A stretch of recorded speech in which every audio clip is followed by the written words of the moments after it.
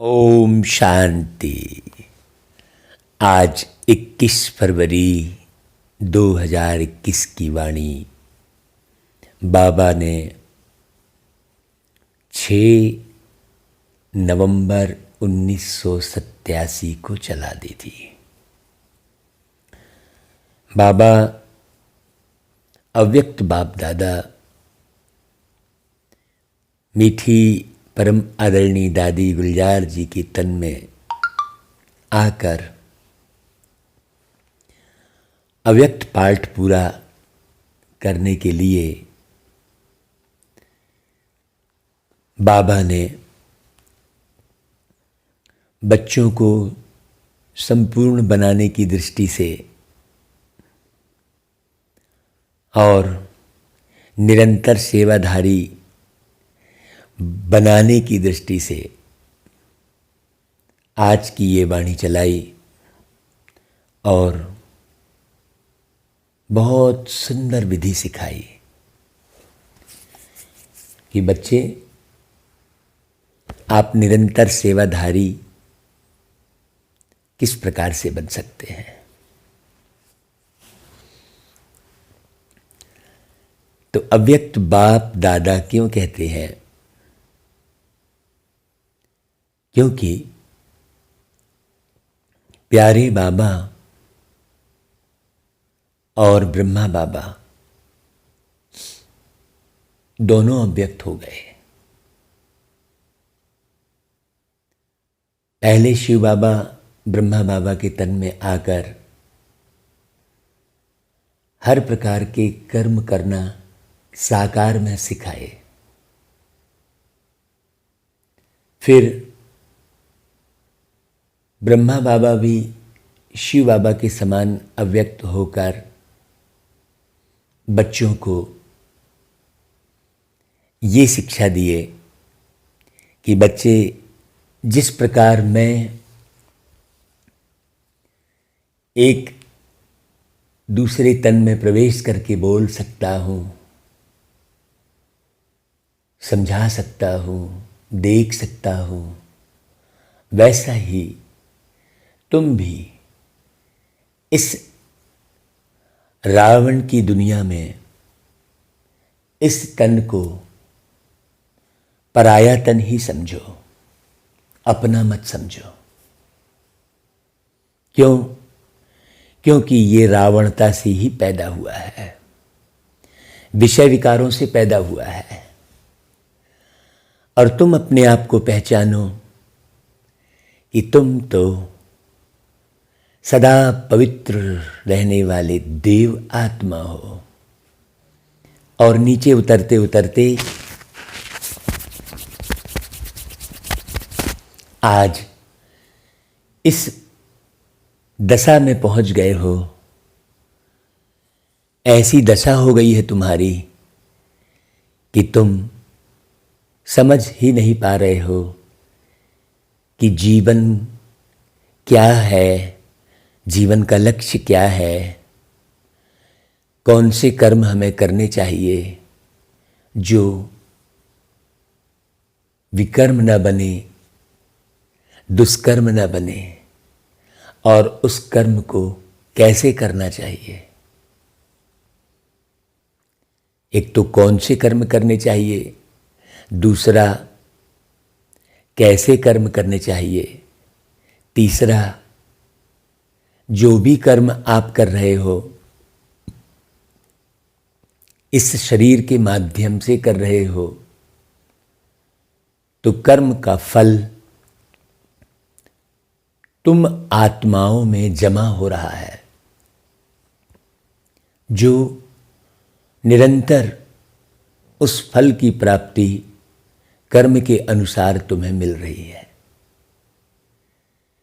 तो अब ऐसी सेवा करो है जो आपके निरंतर जो कर्म हो वो पुण्य के खाते में जमा हो। दुनिया में तो यह पता ही नहीं है कि किस प्रकार के कर्म कैसे करने चाहिए।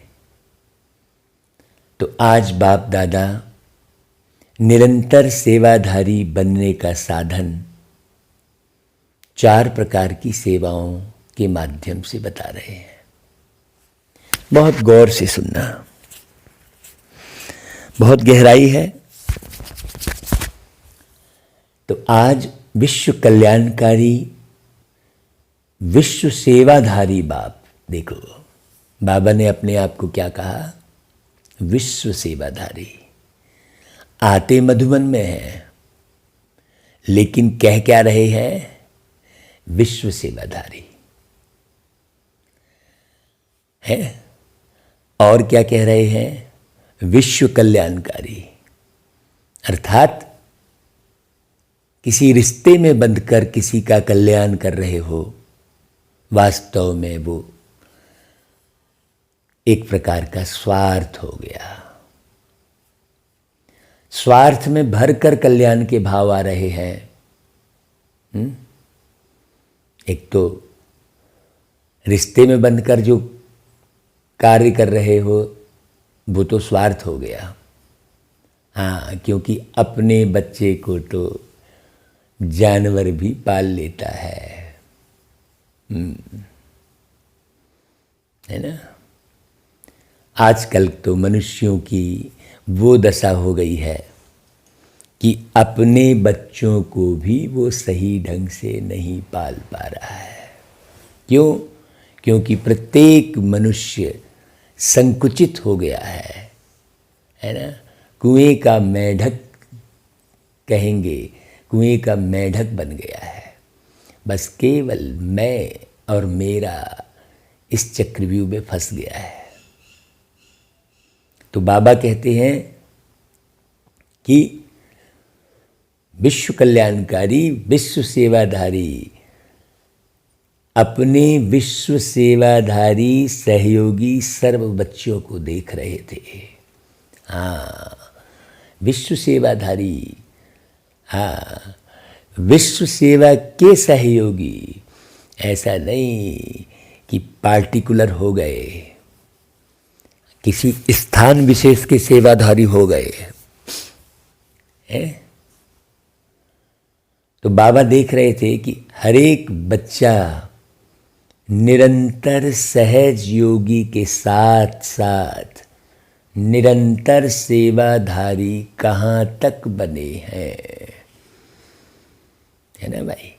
ऐसा नहीं कि मंच पर भाषण करके आ गए तो सेवा पूरी हो गई। ऐसा नहीं कि मधुबन बाबा से मिलके आ गए तो सेवा पूरी हो गई। निरंतर सेवाधारी। बहुत गौर से सुनना भाई बाबा की मुरली, अव्यक्त होकर सुनना, अपने अंतर हृदय की जांच करना, अपने मन को देख कर बाबा की बातें सुनना। मन इधर उधर भागे नहीं, बुद्धि भटके नहीं। तो बाबा कहते हैं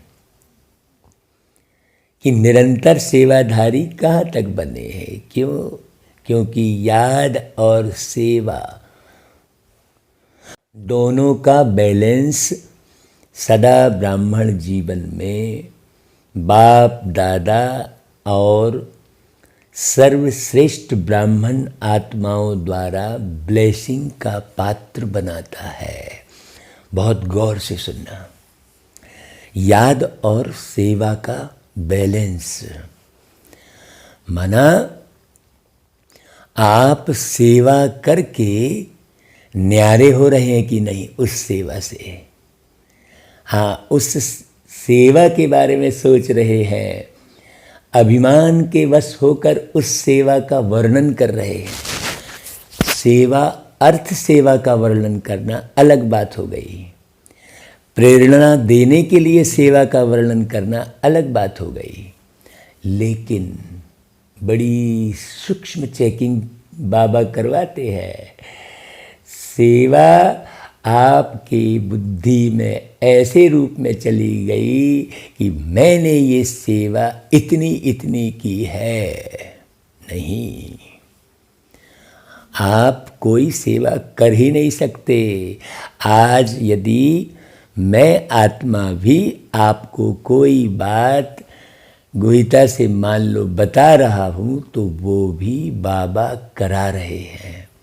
यदि बाबा मुरली में नहीं समझाए होते तो हम कहाँ से जानते। हम तो भटक ही रहे थे दुनिया भर के शास्त्र ग्रंथ और दुनिया भर की चर्चा में फंसे पड़े थे। बाबा ने तो हर दूबन से बाहर निकाला। तो जो भी करा रहे हैं बाबा करा रहे हैं। कई बारी निमित्त भाव भी अभिमान के रूप में आ जाता है। कहते हैं कि हाँ बस हम तो निमित्त हैं, लेकिन सेवा करके अगर उस सेवा के फलस्वरूप बड़ाई मिलती है तो खुश हो जाते हैं। हाँ, ऊपर से कह रहे होते हैं बाबा करा रहा है, लेकिन अंदर से उस सेवा का भान रहता है। ये बैलेंस देखना कि सेवा करने के बाद सेवा का कोई घमंड तो नहीं अंदर चला गया। ज्ञान की गुहिता में जाने के बाद उस ज्ञान का घमंड तो नहीं हो गया।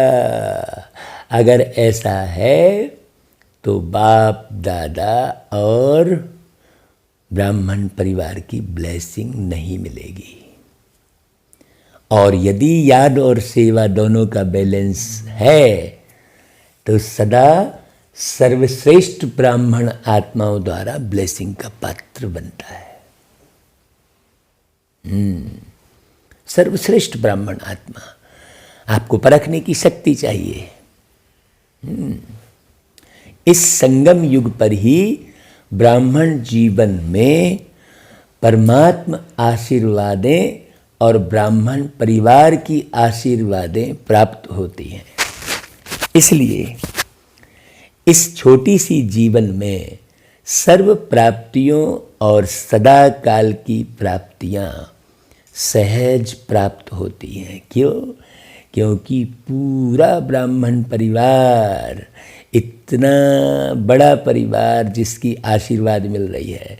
दुनिया में लोग एक दूसरे के सीधे सीधे चरण छूकर आशीर्वाद प्राप्त करने की कोशिश करते हैं।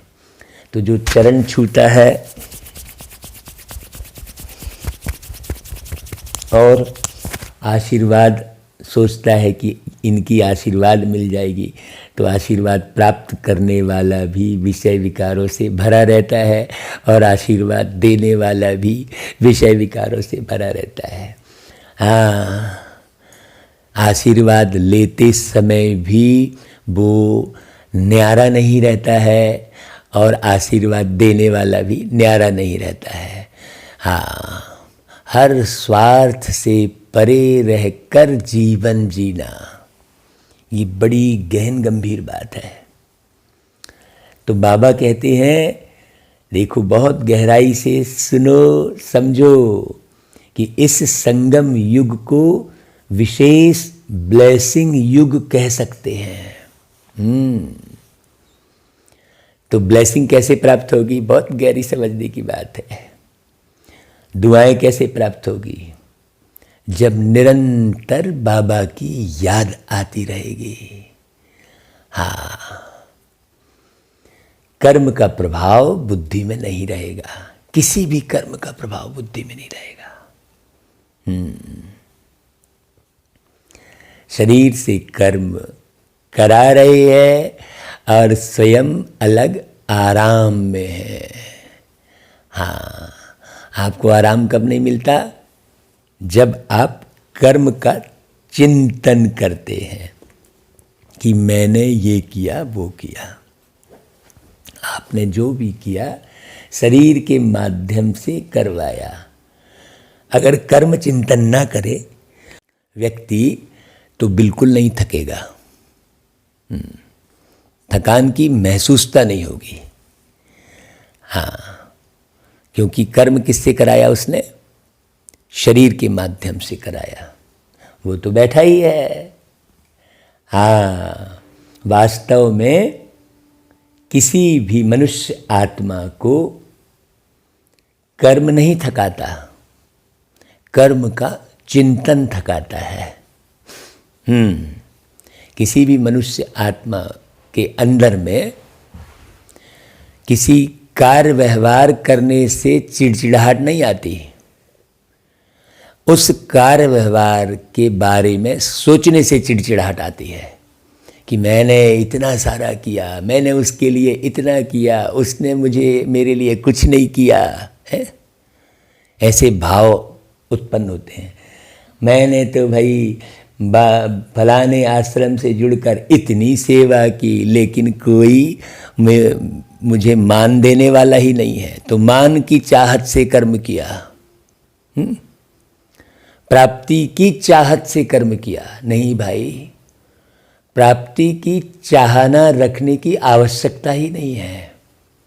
आप कर्म करेंगे, उसका फल मिलेगा ही। उसमें आपको प्राप्ति की चाहना रखने की जरूरत नहीं है, है? जो कर्म करेंगे वो फल मिलेगा ही। बस आपको एक्यूरेट ये ध्यान देना है कि आप कर्म किस प्रकार से कर रहे हैं और कौन सा कर रहे हैं। यदि मान लीजिए आप कर्म जो है की ओर ध्यान देंगे तो बहुत सुंदर जीवन बन जाएगा, है ना भाई। तो आपको ब्लेसिंग कैसे प्राप्त होगी? बाबा ने वही कहा कि याद और सेवा का बैलेंस। हाँ, सेवा मतलब कर्म, चाहे मानसिक रूप से आप कर्म कर रहे हैं, सोचने का, वाइब्रेशन फैलाने का कर्म कर रहे हैं, चाहे आप वाणी से कर्म कर रहे हैं, चाहे आप अपने तन के द्वारा कर्म कर रहे हैं, है ना भाई। तो और माने उसे कैसे याद कर रहे हैं आप? याद और सेवा का बैलेंस, है ना। आप किस रूप में याद कर रहे हैं? मैंने किया इस रूप में याद कर रहे हैं उस सेवा को, कि बाबा ने करवाया, मैं तो न्यारा ही अलग बैठा था भाई, मैंने तो कुछ नहीं किया भाई, है। उस रूप में याद कर रहे हैं। तो याद और सेवा के बैलेंस की बात कितनी गहरी है। आप जो भी कर्म कर रहे हैं, आप अपने मेमोरी में उसे चिंतन में ला रहे हैं, तो आप थकेंगे ही। बहुत गहरी बात है।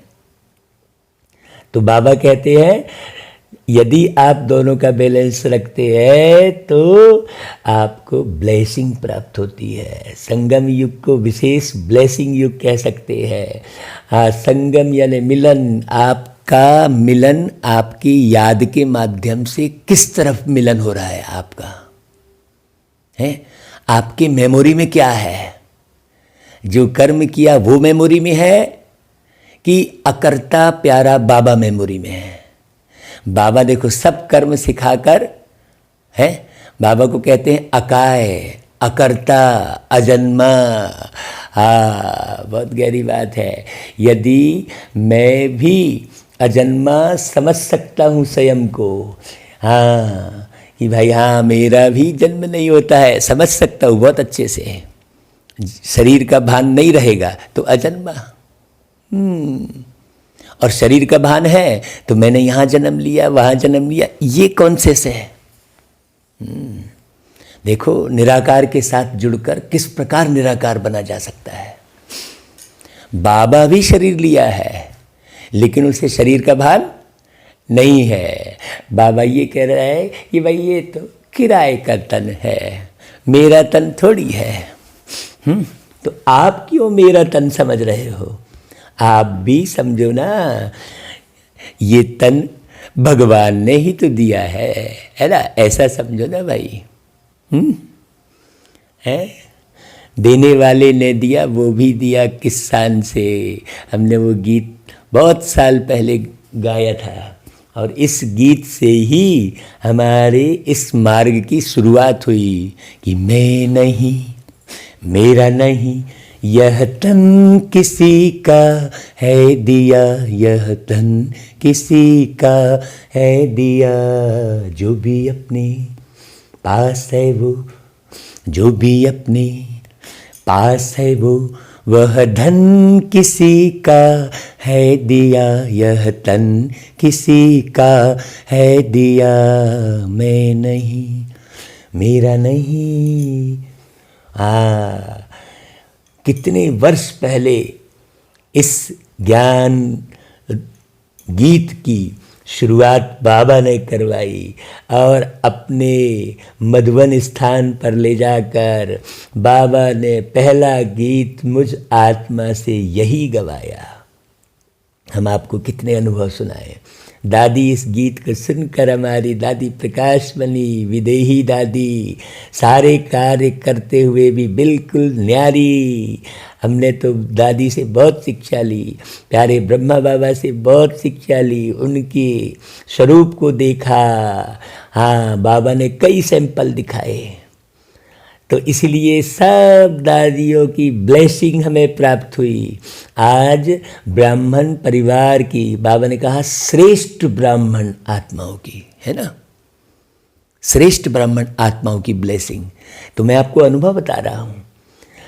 हाँ, चाहे वो उड़ीसा की दादी हो, चाहे दिल्ली की दादी हो, सब पूरे देश भर की दादियों की ब्लेसिंग मुझ आत्मा को प्राप्त हुई। और वही ब्लेसिंग आज इस प्रकार की वाणी चलाने की शक्ति दे रही है। मैं तो सिंपल सा बाबा का बच्चा हूँ। बाबा कहते देखो, अगर आप ऐसी अवस्था बनाते हो तो आपकी स्थिति सहज प्राप्ति वाली बन जाएगी। हाँ, कैसे पाऊँ, इससे कैसे लूँ, ये भाव खत्म हो जाते हैं। बाबा कहते हैं ये ब्लेसिंग युग है, इसीलिए इस युग को महान युग कहते हैं। देखो, ब्लेसिंग युग है ये। आपको ये महसूस होता है कि ये समय ही पूरा ब्लेसिंग का है, दुआएं प्राप्त करने का समय है।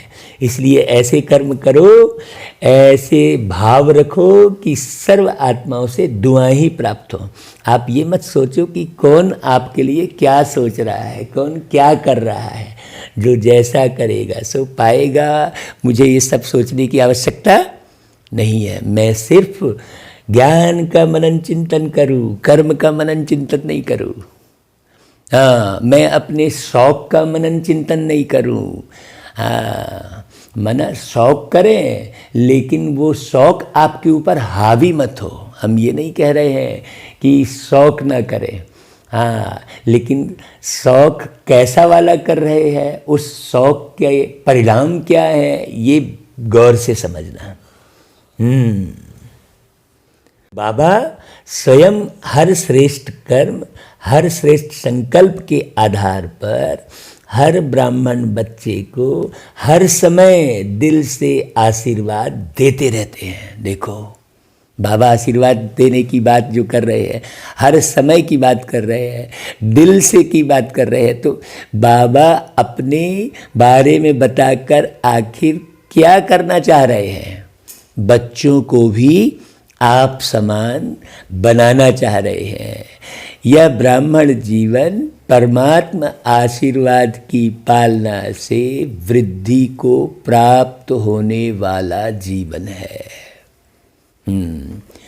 भोलानाथ बाप सर्व आशीर्वाद की झोलियां खुले दिल से बच्चों को दे रहे हैं।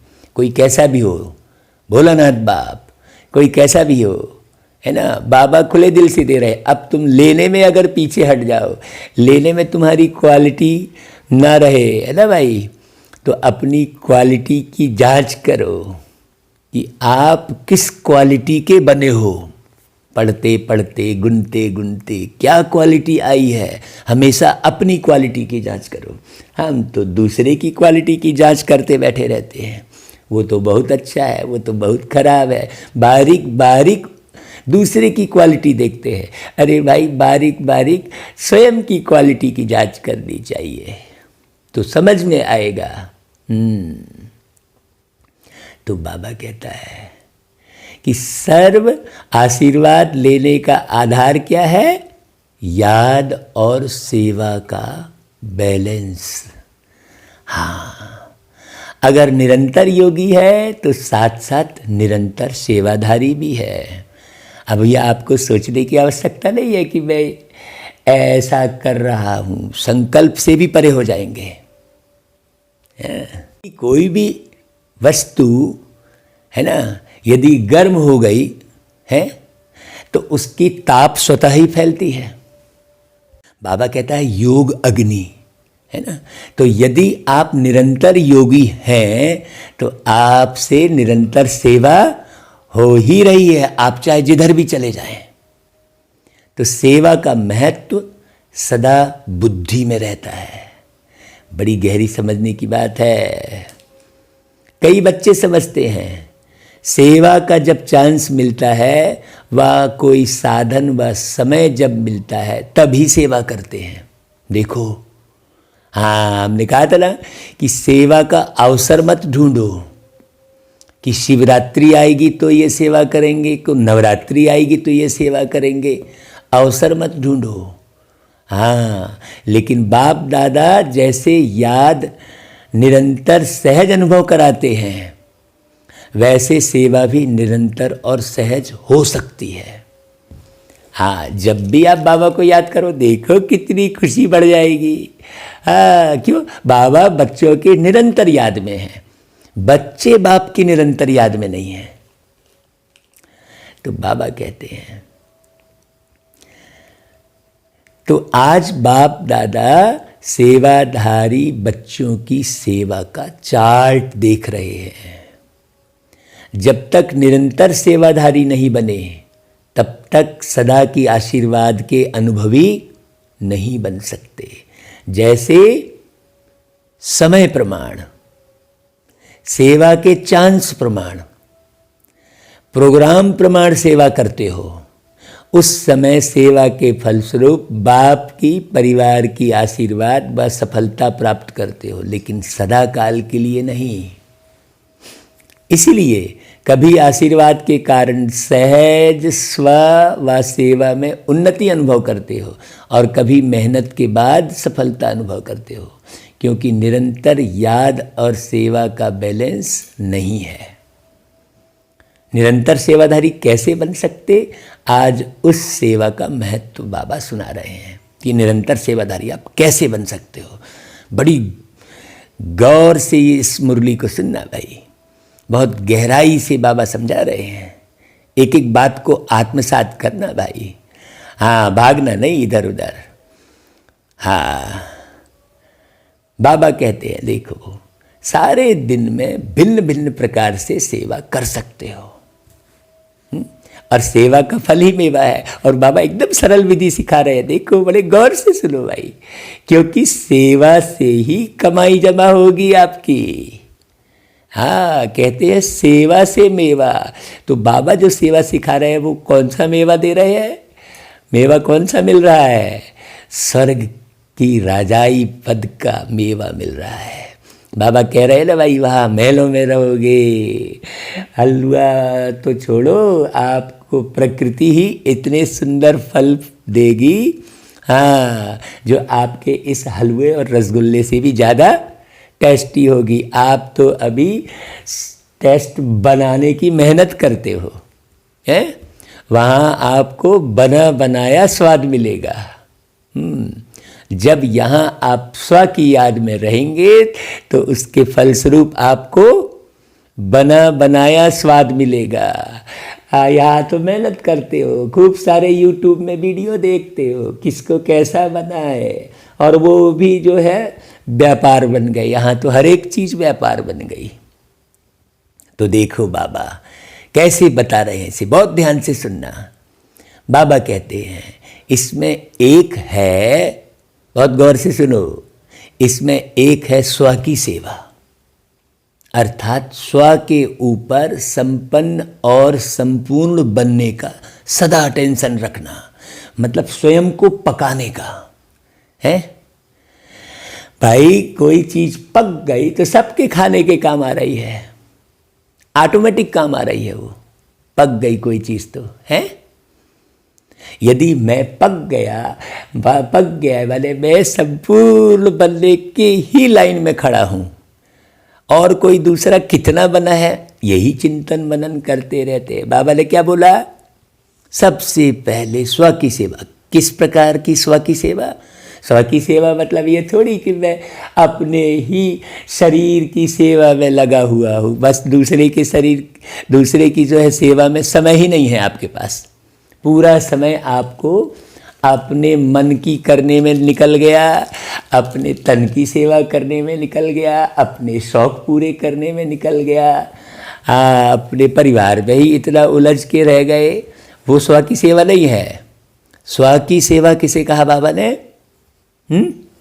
स्व के ऊपर संपन्न और संपूर्ण बनने का सदा अटेंशन रखना।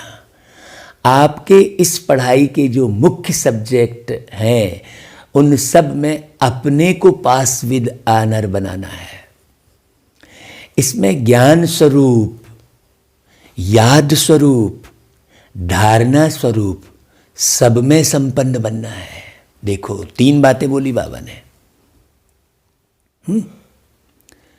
ज्ञान स्वरूप मतलब जो ज्ञान सुना वैसा जीवन बनाया, है ना? है उस पर 2 लाइन गीत सुना लेता हूं मैं कि ईश्वर की सेवा में सब कुछ अर्पण हो जाए, मेरा जीवन दर्पण बन जाए, मेरा जीवन दर्पण बन जाए। हाँ, समर्पण बुद्धि कितनी है, ऐसी बड़ी गहरी बात समझने की है। तो बाबा कह रहा है ज्ञान स्वरूप, याद स्वरूप और धारणा स्वरूप सब में संपन्न बनना है। यह स्वसेवा सदा बुद्धि में रहे और वृद्धि में रहे, बुद्धि में रहे और वृद्धि में रहे। यह स्वसेवा स्वतः ही आपके संपन्न स्वरूप द्वारा सेवा कराती रहती है, लेकिन इसकी विधि है अटेंशन और चेकिंग।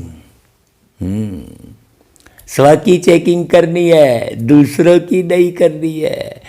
दूसरी है विश्व सेवा, जो भिन्न भिन्न साधनों द्वारा, भिन्न भिन्न विधि से, वाणी द्वारा व संबंध संपर्क द्वारा करते हो, यह तो सब अच्छी तरह से जानते हैं। तीसरी है यज्ञ सेवा, जो तन और धन द्वारा कर रहे हो। हाँ भाई, ये जो YouTube पर बाबा मुरली चलवा रहे हैं, ये तो विश्व सेवा हो रही है ना भाई। हाँ, आप मुरली भेज रहे हो बिल्कुल सहज भाव से। ये भाव भी उत्पन्न नहीं हो रहे हैं कि मैंने कितनों को मुरली भेजी है। नहीं, आपको भेजते भेजते ये पता भी नहीं लगा कि आपने लाखों लोगों को वो भेज दी बाबा की मुरली। हाँ, तो मेरे मीठे भाइयों बहनों, आप इस मुरली को खूब स्थानों पर भेजो। बाबा ने कहा है भाई, देखो भिन्न भिन्न विधि से विश्व सेवा।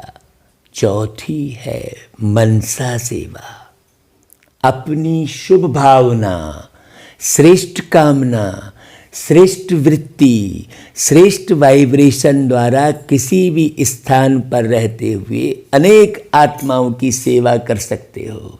देखो बाबा ने स्पेशल मतलब कोई ऐसे वाइब्रेशन फैलाने के लिए हम सोच रहे हैं ऐसी बात नहीं कही, हम वैसे बन गए हैं। बाबा ने देखो लाइट हाउस का उदाहरण दिया।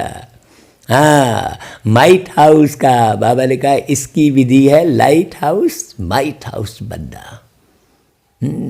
एक स्थान पर रहकर सेवा कर सकते हो।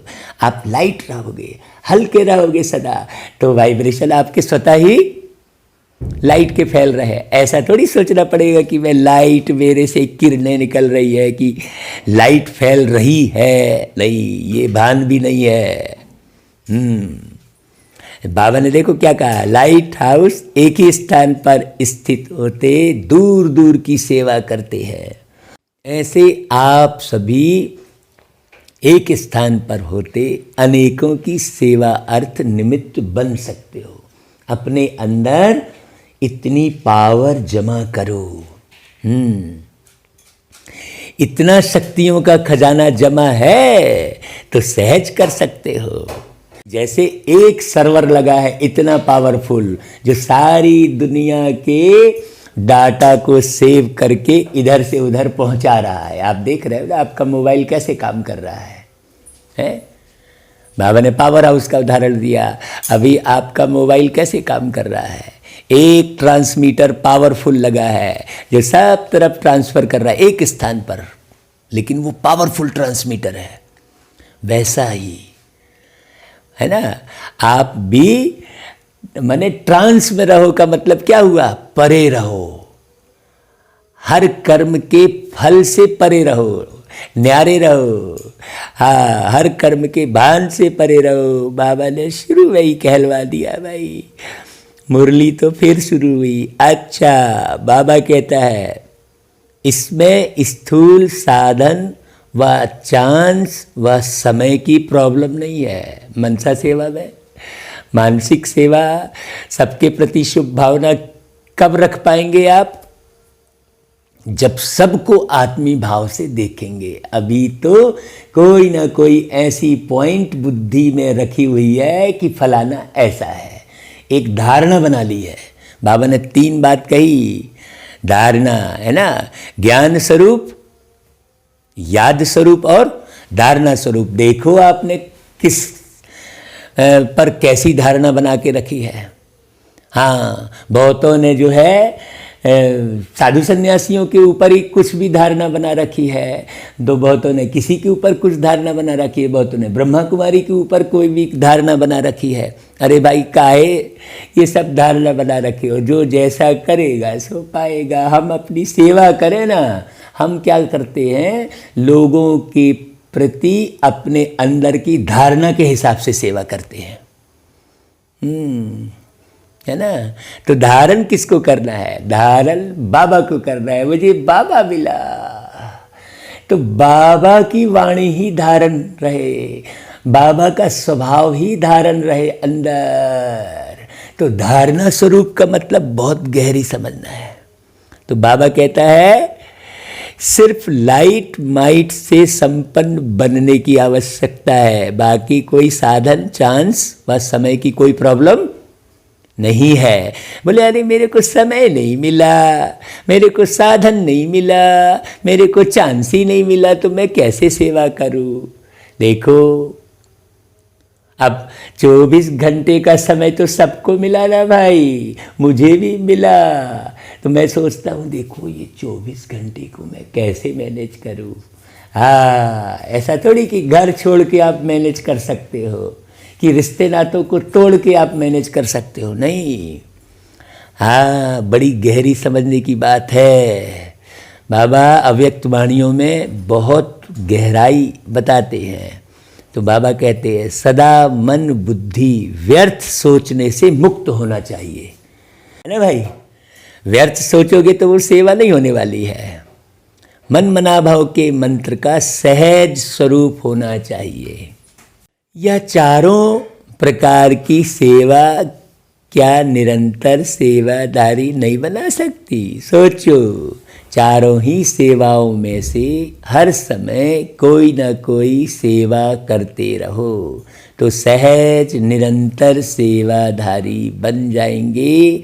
और निरंतर सेवाओं पर उपस्थित होने के कारण, सदा बिजी रहने के कारण सहज मायाजीत बन जाएंगे। फिर ये माया आ गई, वो माया आ गई वाली बात ही नहीं रहेगी भाई। चारों ही सेवाओं में से जिस समय जो सेवा कर सकते हो वह करो, लेकिन सेवा से 1 सेकंड भी वंचित नहीं रहो। 24 घंटा सेवाधारी बनना है। 8 घंटे के योगी व सेवाधारी नहीं, लेकिन निरंतर सेवाधारी।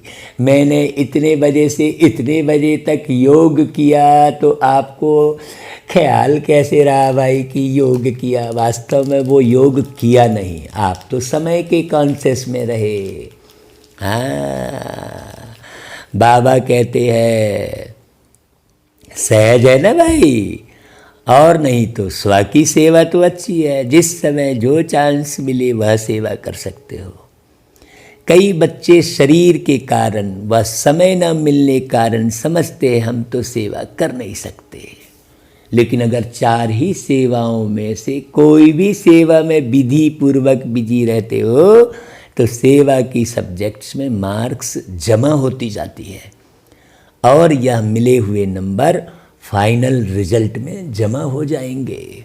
हाँ, जैसे वाणी द्वारा सेवा करने वालों के मार्क्स जमा होते हैं, वैसे यज्ञ सेवा व स्व की सेवा व मनसा सेवा इनका भी इतना ही महत्व है। इसके भी इतने नंबर जमा होंगे। और कोई बाबा का बच्चा वाणी से भी बढ़िया सेवा कर रहा है, मन से भी बढ़िया सेवा कर रहा है, एक भी मन के अंदर में किसी के लिए भी इतना सा भी नहीं है। हाँ, तो फिर देखो कितनी कमाल होने वाली है।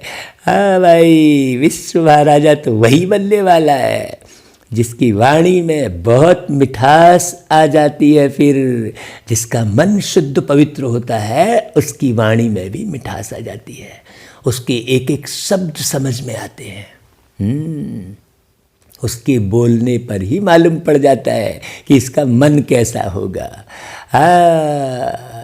तो बाबा कहते हैं हर प्रकार की सेवा के नंबर इतने ही हैं, है ना भाई।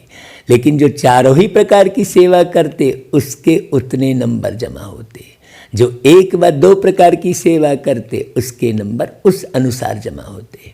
फिर भी अगर 4 प्रकार की नहीं कर सकते, 2 प्रकार की कर सकते हैं तो भी निरंतर सेवादारी है भाई, है ना भाई। एक ही प्रकार की सेवा कर रहे हैं तो भी तो निरंतर यदि कर रहे हैं ना, तो निरंतर के कारण नंबर बढ़ जाते हैं। मान लो आप वाणी की सेवा नहीं कर रहे हो तो आप मन को तो शुद्ध रखो, मन में भावना तो उल्टी सिल्टी मत लाओ। आप वाणी की सेवा नहीं कर सकते, आप किसी को मान लो नहीं समझा सकते, आपके पास किसी को समझाने की योग्यता मान लो नहीं है, तो कम से कम जो है मन में तो किसी के लिए अशुभ भाव मत लावना भाई।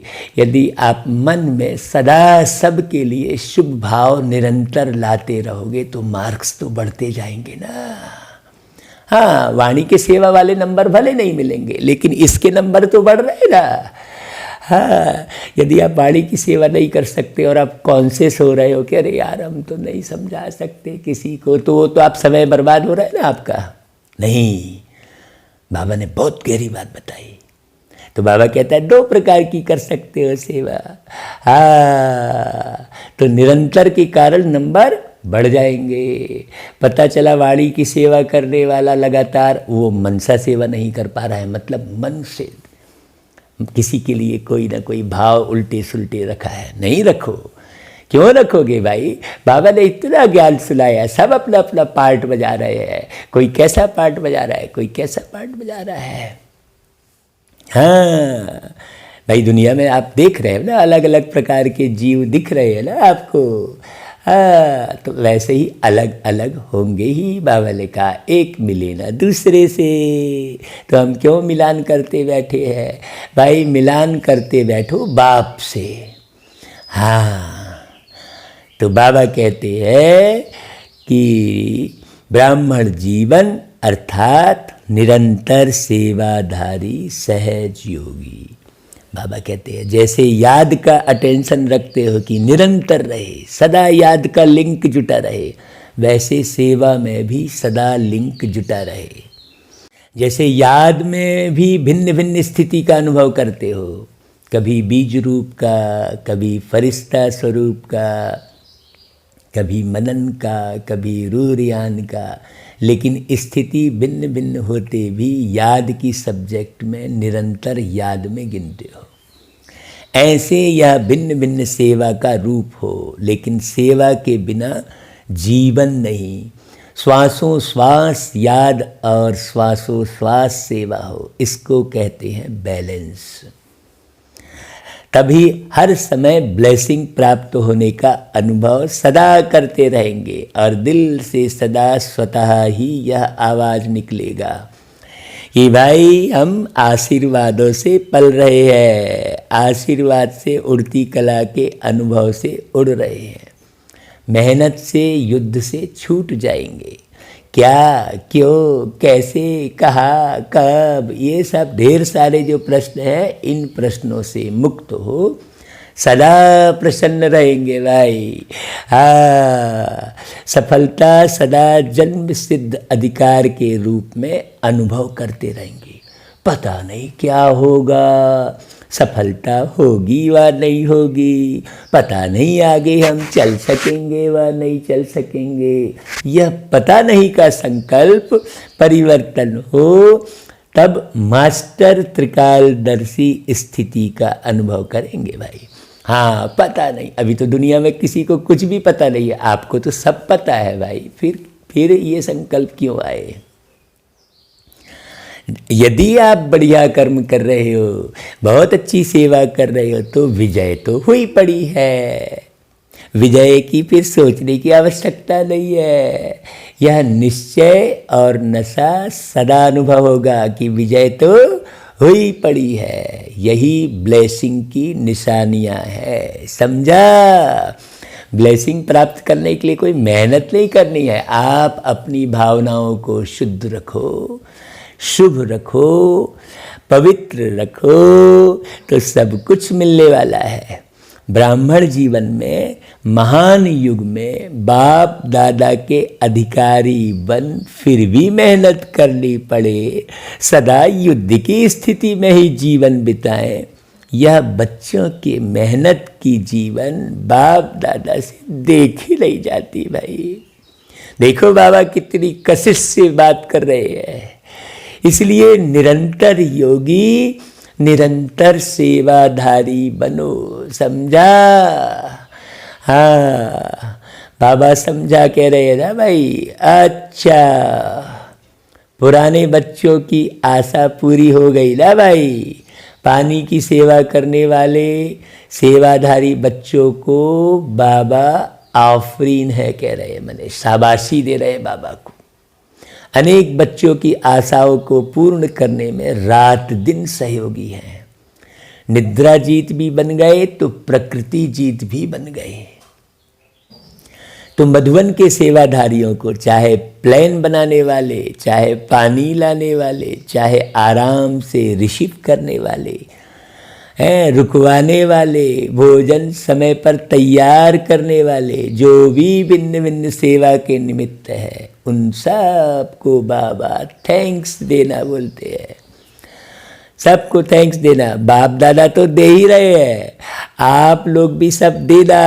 दुनिया पानी पानी करके चिल्ला रही है और बाप के बच्चे कितना सहज कार्य चला रहे हैं। बाप दादा सभी सेवाधारी बच्चों की सेवा देखते रहते हैं। कितना आराम से आप लोगों को मधुवन निवासी निमित्त बन चांस दिला रहे हैं। बाबा सभी बच्चों से पूछते हैं, भाई आप भी सहयोगी बने हो ना? जैसे वह सहयोगी बने हैं तो आपको उसका फल मिल रहा है। वैसे आप सभी भी हर कार्य में जैसा समय उसी प्रमाण चलते रहेंगे तो आपके सहयोग का फल और ब्राह्मणों को भी मिलता रहेगा।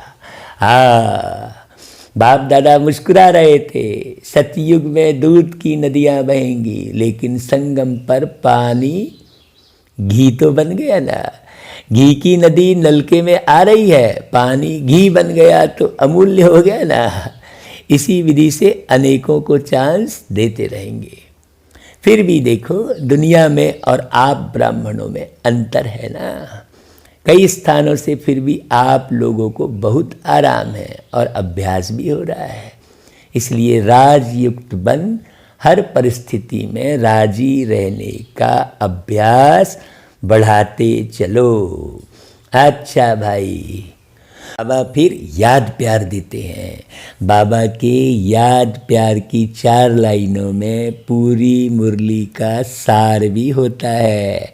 और बाबा का याद प्यार वास्तव में दर्पण है। तो देखो बाबा कैसे याद प्यार दे रहे हैं। देखो, सर्व निरंतर योगी, सर्व निरंतर योगी कहा बाबा ने। सर्व शब्द को याद रखना भाई। निरंतर सेवाधारी श्रेष्ठ आत्माओं को, हाँ, सदा। देखो, पहली शब्द में सर्व कहा, फिर दूसरे वाक्य में सदा कहा।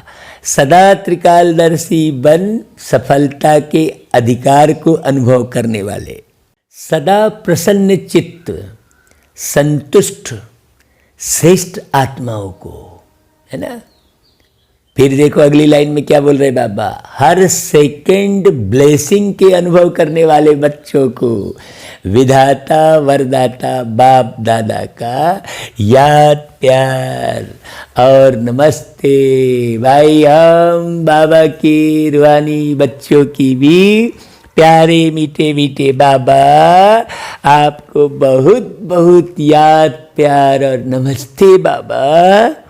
कितने मीठे बाबा है। देखो दादी जी से बाबा क्या बोले, देखो संकल्प किया और सर्व को श्रेष्ठ संकल्प का फल मिल गया।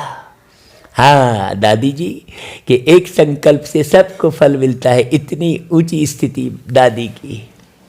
कितने आशीर्वादों की मालाएं पड़ती है, जो निमित्त बनते हैं उन्हों के भी बाप के साथ साथ गुण तो गाते हैं ना दादी के भी।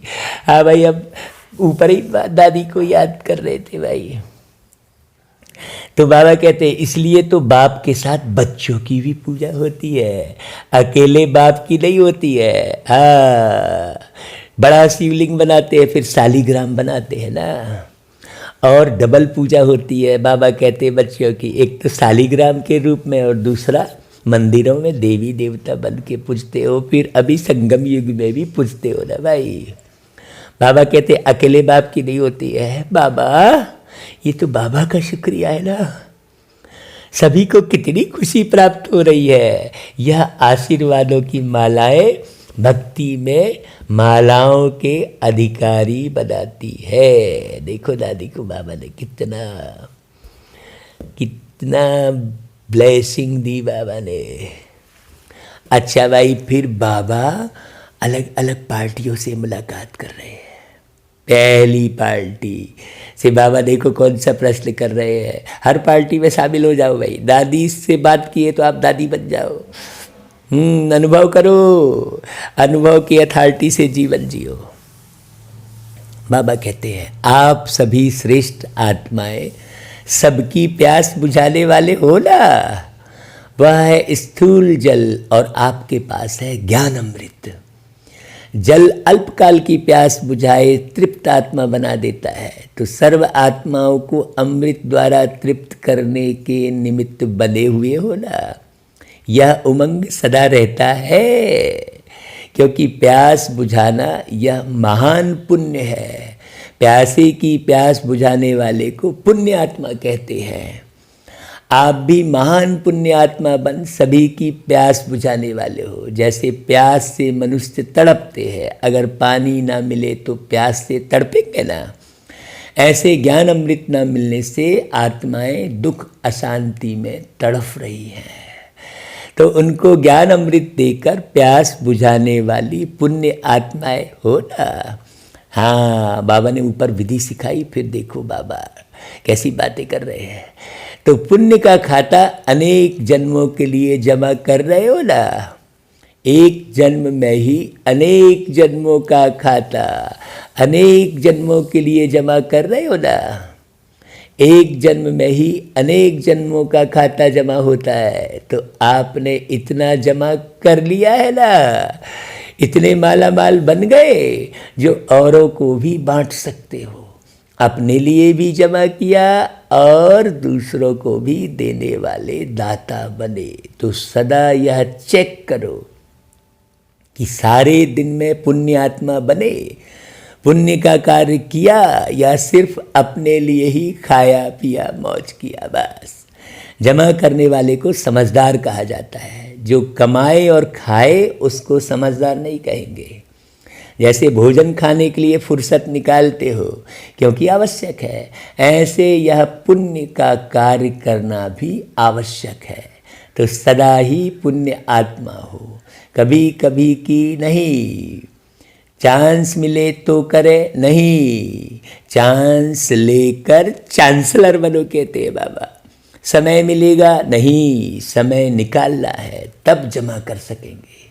इस समय जितना भी भाग्य की लकीर खींचने चाहो उतना खींच सकते हो। क्यों?